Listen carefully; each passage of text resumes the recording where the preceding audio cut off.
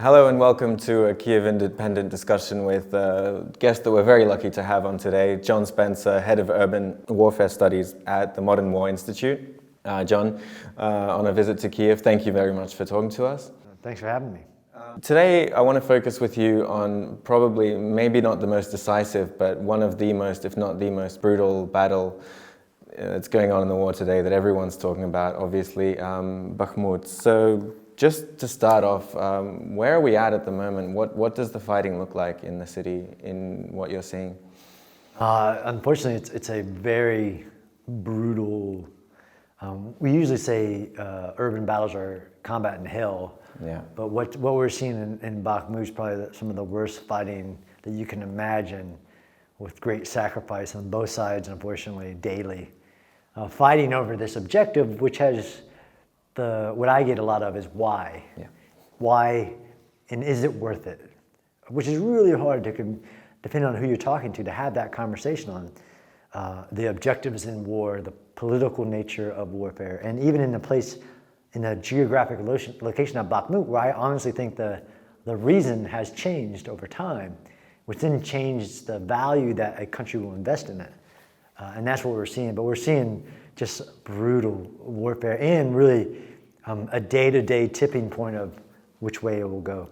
About that, we've seen reports from UK Intelligence, International Institute for the Study of War, talking about the situation stabilizing around Bakhmut, potentially culminating. But then you look at the map and you see the situation with the city being surrounded on almost all sides and the last remaining road being under fire control. Can you talk about stabilization or culmination in a situation like this? It's really hard, and when you don't have a clear organization, especially on the Russian side, and when you talk about different groups being pieced together, I mean, culmination for me is kind of a teacher of war has clear definitions. One of them being when you can no longer continue your mission. So for the Russians, it would be they could no longer advance, right? So people feel that there's this culmination coming where they've gone as far as they're going to get, and they won't be able to do that.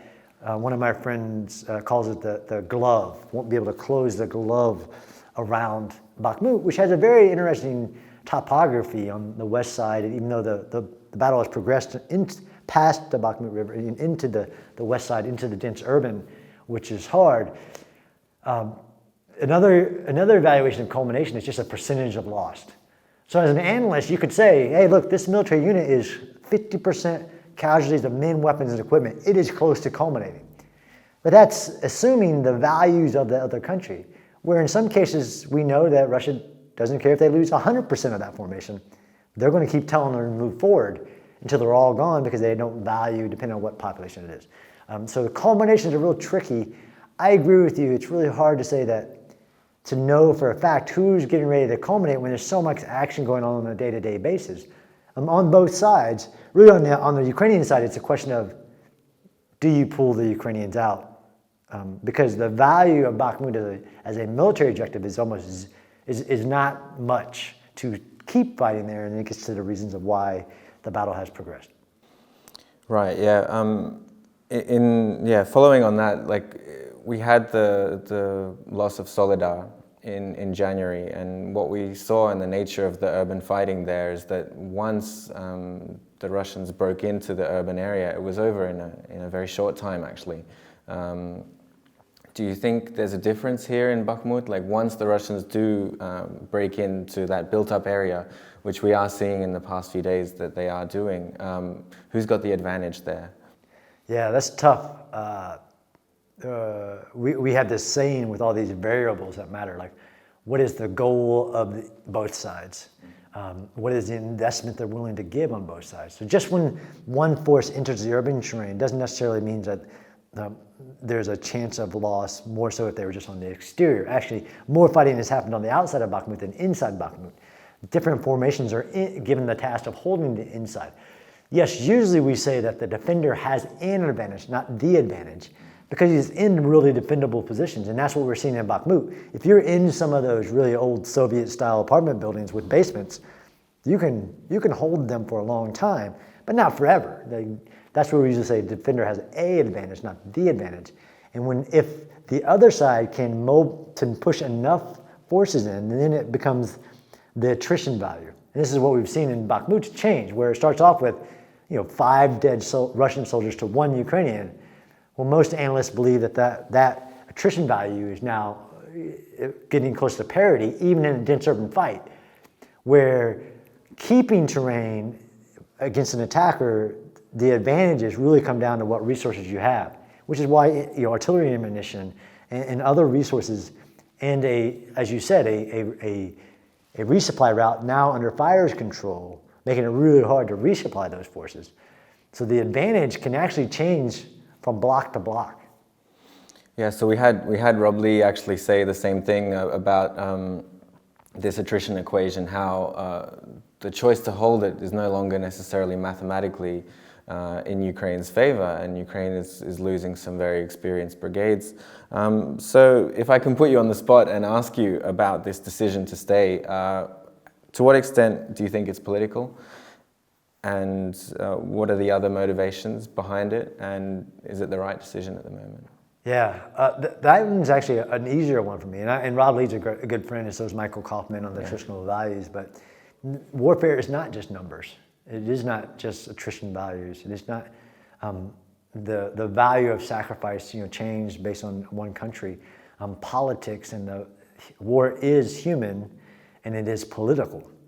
And the value of Bakhmut politically has greatly changed since the beginning of the fight for Bakhmut 6 months ago. It changed in December. The president visited. It changed. It continues to change. I don't think anybody can know whether it's makes sense to hold it without knowing everything that Ukraine knows. That's a really tough commander decision to make on, and know what else is being planned. To know if even there's value on keeping the fight there just to keep the world's attention there. There is value politically in that, and there's value militarily in keeping the attention there. Do I think that there's so much value that Ukraine would sacrifice everything that's in there right now? No. They get to make the decision, though. This is what we call the initiative. Some people might think that Russia has an initiative in fighting in Bakhmut. They're pressing, they're attacking, and that they're driving Ukraine's decisions. I don't think so. I actually think Ukraine is fighting Russians there because that's where Russians have decided they want to fight for. They can make a decision to pull back and let Russia have that ground, although that of course is not a good decision at any moment. So it's really arguable on why should it continue, and the numbers matter. Of course, like you said, valuable brigade leadership, valuable trained soldiers, and that is hard to replace. But we, as in the analysts, have no clue on what is the other factors, both politically and militarily, factoring into why continuing to fight in Bakhmut. It isn't just because what Mike calls the sunk cost fallacy. Why is this battle continuing? Well, because it's been going on for a while. There are other variables there as well. So you think there's like inherent value in a sense in just the fact that you're denying Russia what they wanted to do, even if that's costly to you as well. You're stopping them right there. Yes, that is one simple. Like there's a long list. There's one simple one of Russia. If it takes Bakhmut, gets nothing militarily. Politically, it gets to say it has a victory. There is value in not allowing Russia to have a victory, even domestically for the Russian population or internationally. But still, what you see now, what we're seeing, the way the map's moving, would you describe it as a holding operation at this point? Or is there possibly an aim to counterattack on the flanks and kind of relieve some of that pressure? Or is it just a matter of time? Yeah, so what's going on right now is called an area defense. It's terrain-based, you're holding ground. There are only 3 types of defenses, and the other one's called a mobile defense. And that's where you have a force like what's going on in Bakhmut holding, and everybody's as in the enemy is focused on attacking them, and then you bring in another force. It's called a striking force, and that's why it's a mobile defense. And you smash the attackers against the defenders. Am I saying that Ukraine has that capability? I don't know. Would it make sense if and when we ever find that that's one of the courses of action? Absolutely. And then the other one's withdrawal. That's the other defense. Withdraw when you want, under the conditions you want, Again, some of the early theories were this was a place where you could attrit the Russian war machine, whether that's Wagner or other military forces. Now they're saying because of the attrition values that that's no longer the case. I'd say that I don't know if that's true.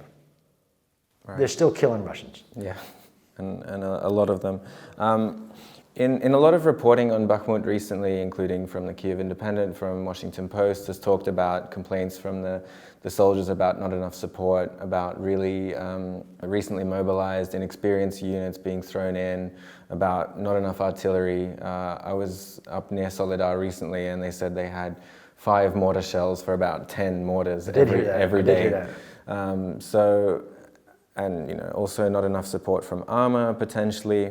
But we also know that Ukraine is 100% planning this big offensive operation somewhere, probably the south in spring, summer. So they need to kind of save up for that in a sense. How do you see that equation? Do you think, how important are those offensive plans in the way they approach the defense of Bakhmut?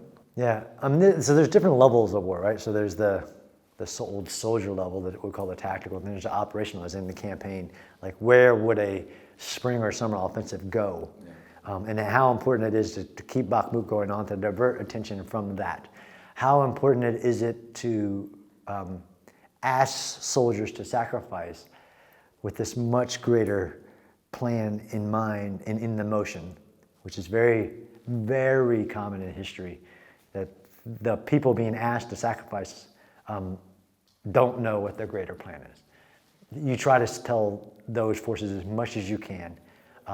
I think it can factor in greatly, but I have no insider information, like we said, nor can they let anybody know what the greater plan is. And is that sacrifice purposeful, or is it really the state of military logistics for the Ukrainian military along the front line? Or is it purposeful and they know about it and not addressing it, continuing it because of this other plan? It's really hard to know. Would it be atypical? No. So it could either be that it's a really sad state, or it's a calculated decision. Or a bit of both. A bit of both. Yeah, sure.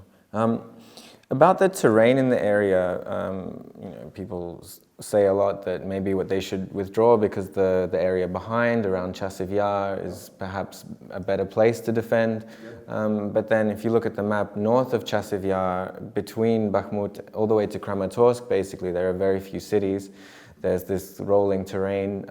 So what do you think the equation there is? Is that a real issue that, okay, you could hold them at Chasiv Yar, but then they could continue this bulge in the north and take a lot more territory? Yeah, I think that's another calculated decision. That's assuming that the Russians have a lot of capability left. That if they did get past Bakhmut, most people were pretty sure, well, you're not going to Kramatorsk, you're not advancing much farther. If they had the capability, which we're almost positive they don't, could they do a big flanking maneuver and head and seize more ground? But the problem is if you're going to seize ground, you've got to hold the ground, which is what we've seen even in the Kharkiv offensive, is that they don't have the resources to hold large parts of ground that are urban-centric. Because while great swaths of ground matter, it is you only hold that by holding the critical nodes, which are the urban areas. So I would say, if I was a betting, it's all about calculated risk. The risk of them having the capability to make that big of a mover over that much ground, it's much less than trying to take a critical node with a lot of resources in a small place. This is the problem with Russia.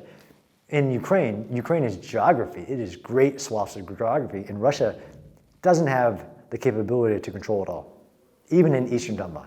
Speaking of actually the Russian forces and the state of them and what they could do in the future, what do you think is the significance of this Wagner factor in the battle for Bakhmut, and what could happen afterwards? The troops they use, the tactics they use, how has that shaped this battle?